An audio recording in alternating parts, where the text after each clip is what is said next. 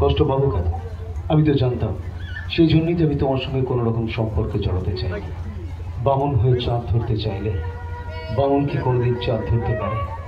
আমি শুনেছি তোমার বিয়ে ঠিক হয়ে গেছে, পাত্রপক্ষ এসেছিল তোমাকে দেখতে, পছন্দ করে তারিখ পাকা করে গেছে। সেই জন্যই তো আমি এখানে একা একা দাঁড়িয়ে আমাদের পুরনো দিনগুলোর কথা ভাবছিলাম।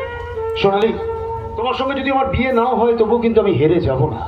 আমি জীবনে অনেক অনেক অনেক বড় হব, দু হাতে অনেক টাকা উপার্জন করে মায়ের হাতে তুলে দেবো।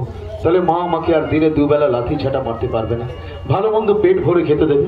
তুমি জানো সোনালি, ডক্টর বিধানচন্দ্র রায় কল্যাণী নামে একটি মেয়েকে ভালোবাসতেন, কিন্তু দুর্ভাগ্যবশত সেই কল্যাণীকে তিনি তার জীবন সঙ্গিনী করতে পারেননি।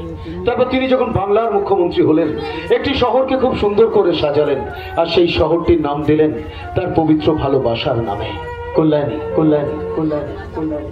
ইতিহাসের পাতা থেকে সম্রাট শাহজাহান মুমতাজের নামে তাজমহল তৈরি করেছে। আর আমি এক ক্ষুদ্র নগণ্য শিল্পী হয়ে আমার কষ্টার্জিত টাকায় আমার অন্ধকারাচ্ছন্ন গ্রামটাকে খুব সুন্দর করে সোনালী আলো দিয়ে সাজাবো।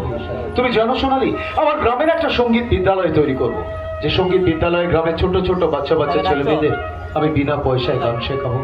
আর সেই সঙ্গীত বিদ্যালয়ে নাম দেব আমার পবিত্র ভালোবাসার নামে, সোনালী সঙ্গীত বিদ্যালয়।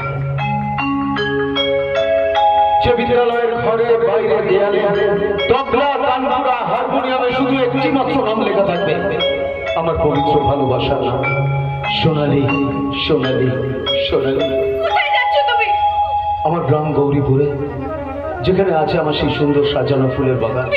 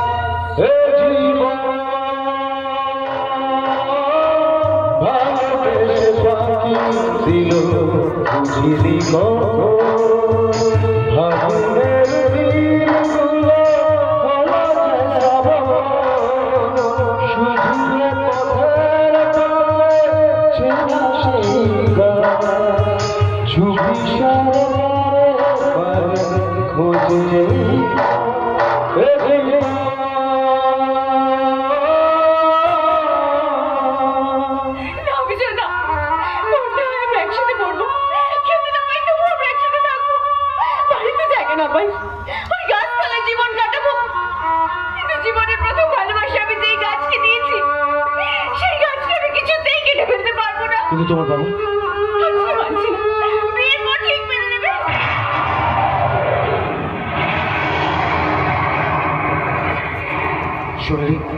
সোনালী, আমি এক ভয়ঙ্কর ঝড়ের পূর্বাভাস পাচ্ছি।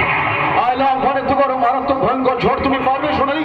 তুমি পারবে সেই ঝড়ের মোকাবিলা করে আমার